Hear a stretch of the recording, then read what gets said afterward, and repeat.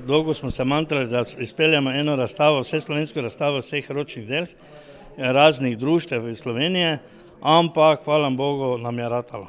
Tako da smo zelo veseli, da so nas se odzvali na naše vabilo, ta društva, kot so tu, z Rogatca in tako naprej, da lahko sodelujemo zdaj naprej in tako da smo zelo veseli.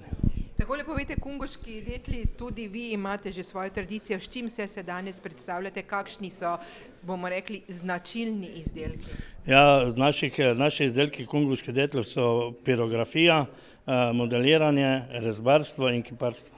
Tako, kaj pa vse pravzaprav lahko potem vidimo danes tu na razstavi?